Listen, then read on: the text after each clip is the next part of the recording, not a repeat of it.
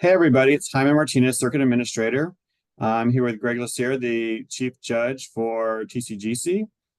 Greg's been traveling around, he's been judging, he's been doing his real work. Where are we at right now, Greg? I just flew into LA from Melbourne, Australia. So yeah, I'm here for a contest for WGASC tomorrow in Orange County. And then finally I get to go home for a couple of days and then off again. Awesome. And something that, we didn't talk about, but it reminds me, since you're judging, one of the things that we like about the judges that we have that come across the country is seeing different guards, seeing what other, circuits are doing and coming back to Texas and kind of having that education, right? Yep. Um, Yeah, and I will tell you, I am so proud of TCGC and everything TCGC does. And without even faltering, I can tell you it is one of the best run circuits in the nation. I love and I'm very, very proud of my own relationship to TCGC. And I think a lot of judges really want to come here. And so we do get pretty much the cream of the crop of judges that are available to us. And I think that's a testimony not only to the strength of the Judges Association, but also the strength of the circuit and how it's organized. And Jessica does a great job at the helm, and Jaime, you do a wonderful job as our circuit administrator. And all the judges sing the praises of coming to TCGC. And the best part of all is the insanely good contests and the units that are really, really quite strong from the most to the least experience. It's really great and fun shows to watch. yeah, and we've exploded in our membership. Just looking forward, we're 3 to 4 weeks away, depending on what classification you are. Yep. I started working on the schedules for our cadet novice championship events and how many cadet units we have this year on both sides, East and West. And so one of the things I wanted to do about this with this video for the membership was just to talk about your perspective as a judge, and you communicate with the judges weekly on the happenings that are, within TCGC. Yep. So I wonder if you could talk about, going forward into our championship events. How do you prepare the judges for those events? Yeah, so the first thing I think is the most important aspect of all of this in terms of what the judges are tasked to do, and what we tell them is that they are judging only the contest of the day. So they are not judging based on previous week's results. They are not judging on reputation. They are judging essentially on what they see that day and utilizing the criteria. And we kind of refer that to what is relative to observation skills, analytical skills, and then comparison skills. And then taking those things in that order, utilizing the criteria for that caption to determine first where the guard places within the caption in terms of box placement, and then the score, which, as you know, there are a lot of variables that play into the actual number that goes into it. I'm sure you're going to ask me questions about that. Right. And just, some things that are on my mind as I'm scheduling that I wanted to kind of bring up to the membership was the rules now are that the schedule is based on rank order, but then within that classification, it's broken up top half, bottom half, and it's randomized. The judges don't know the rankings. All they know, like you said, just to judge what they see. And because I know that there was like, well, performance order, if I'm going on whatever, and I can tell you, having gone through this many years, people that go on in the first block doesn't necessarily mean they're not going to make it into the top of the whole contest, right? That's right. What else do you have to say about that? Anything Well, on the yeah. So you pointed out something that's really important is that to the judges, order doesn't matter. So they may be curious about how it's done because each circuit is a little bit different in terms of scrambling or, some snaking circuits, or whatever? yeah, snaking, or some do it from low to high, and it just kind of goes that way. But there's you know, it's never a case where it is a already defined result. Never has that happened. In fact, I've been pretty proud of the judging community because they have recognized talent at the beginning of a round or at the beginning of a class and have hold on to that number, and that number dictates what they do with everything after that. If they're an early guard, that shows a high degree of success. So they recognize that. And again, there are no preconceived notions about how this should all lay out, and every caption is different. It's pretty amazing at the end of a contest, especially in a championships contest, when you look at how things go from my perspective and being familiar with all 4 captions and looking at it and saying, you know, I could see why it looks this way. And so I think that that's really important.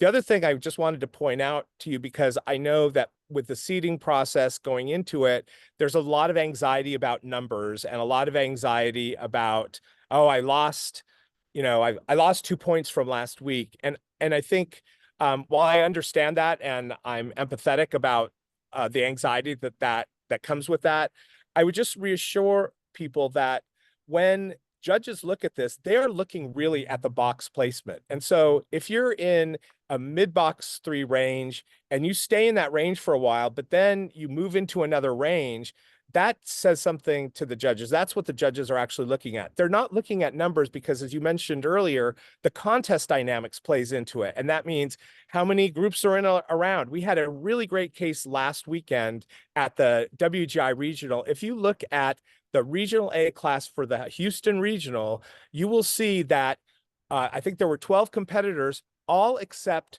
the last one scored above a 60, which is a low box score, meaning that the judges had that framework that they were working at, and the scores had to escalate based on the fact that they had to get 12 groups higher than a 60 and make that all fit together. And that causes the scores to increase naturally. And so we've got to think about those things logically and not get caught up into thinking, I've lost 1.5 from last week.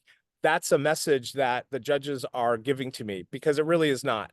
The message that counts is I'm in a mid-box 3 range. I'm trying to move to upper box 3, or from upper box 3 to low box 4. Look at the criteria on the sheets. What is it that I need to get there? Because when you're there, the judges will recognize that and give you that credit. So it sounds to me like if you are a director who worries a lot about the scores and the scores across the circuit, you probably need to do a little homework and find those sheets that are on the TCGC competition suite resources, and look at the back of the sheet. If you haven't ever looked and you want to like really understand what's going on from a judging perspective, that's where you want to do some homework. And WGI has put a lot of videos out for the, you know, to kind of help you go through that. And while I'm thinking of it, I should tell everyone that the judges for TCGC have a paradigm video that they look at before they come to judge a show. So they know what a mid-box 4 in TCGC on the Regional A sheet is supposed to look like. And they use that as a guide in terms of their thinking about, you know, how this all should lay out when they are judging a whole contest or a whole class. So they are aware of the tolerances and the expectations for TCGC performances. Right. Awesome.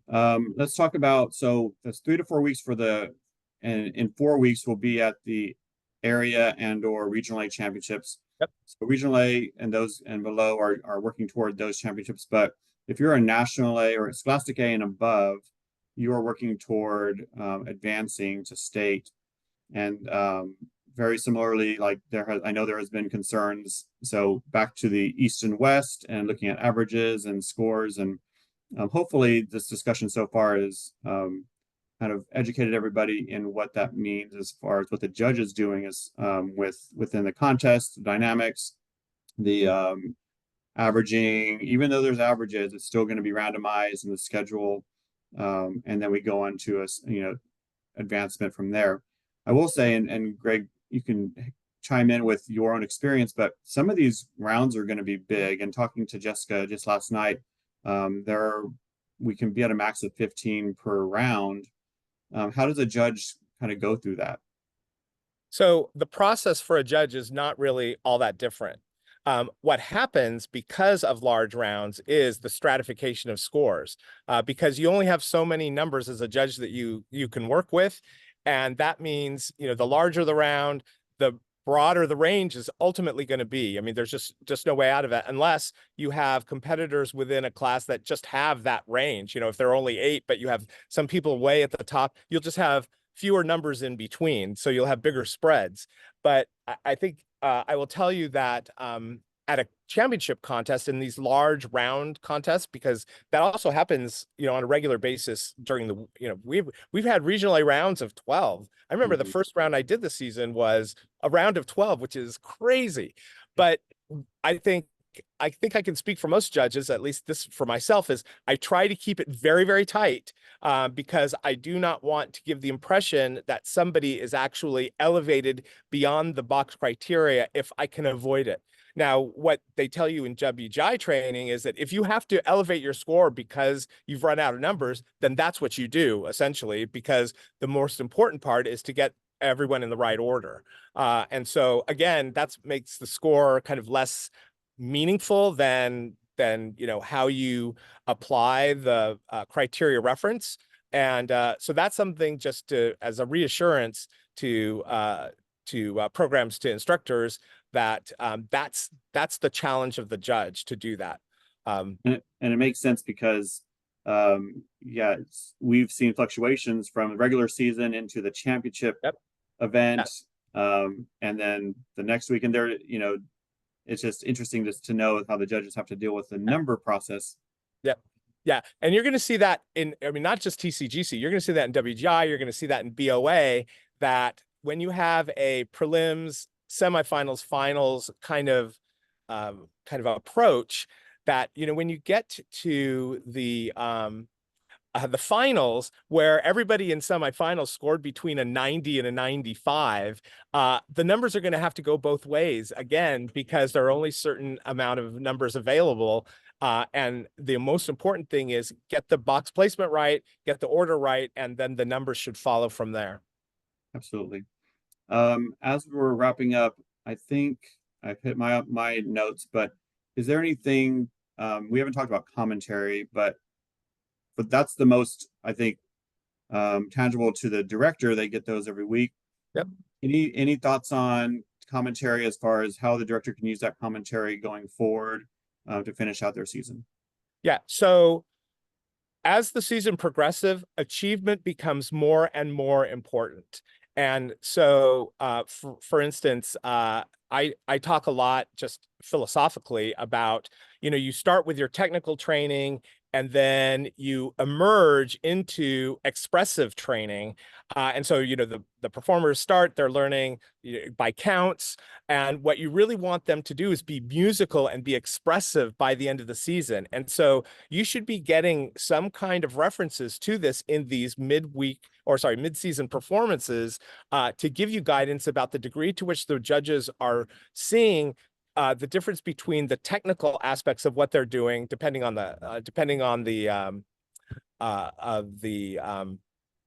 caption, and the really truly expressiveness of space, weight, time, and flow, because that is directly linked to musicality. And the question I always ask, am I seeing what I'm hearing? What is the connection between that?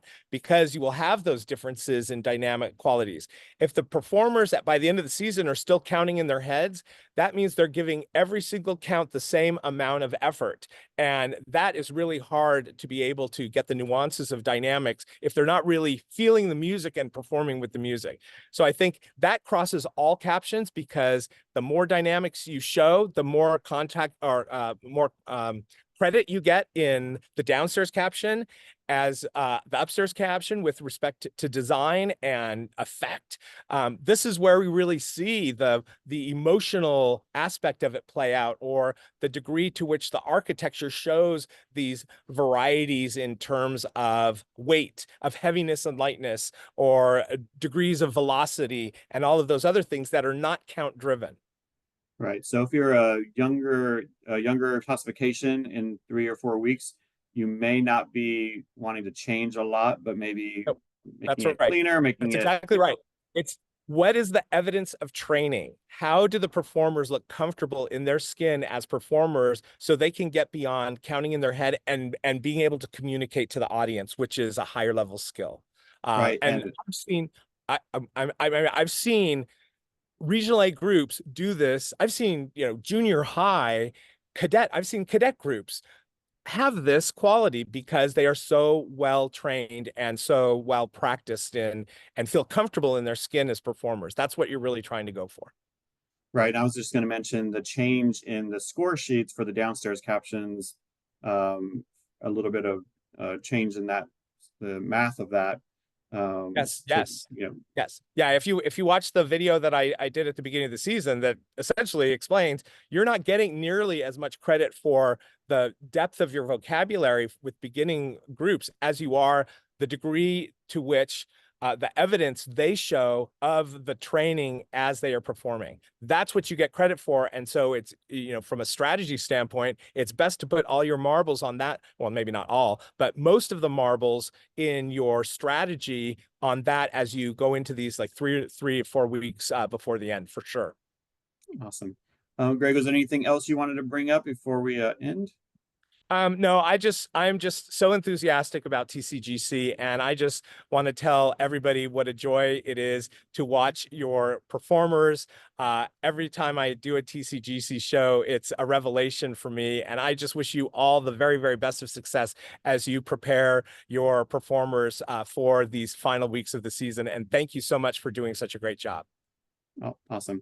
Have a great weekend, Greg, and good luck with all those guards you're going to watch this weekend. Everybody else, Thanks. we'll do another video soon, and good luck as your season progresses. Yep. I'll see you in a couple weeks, I think.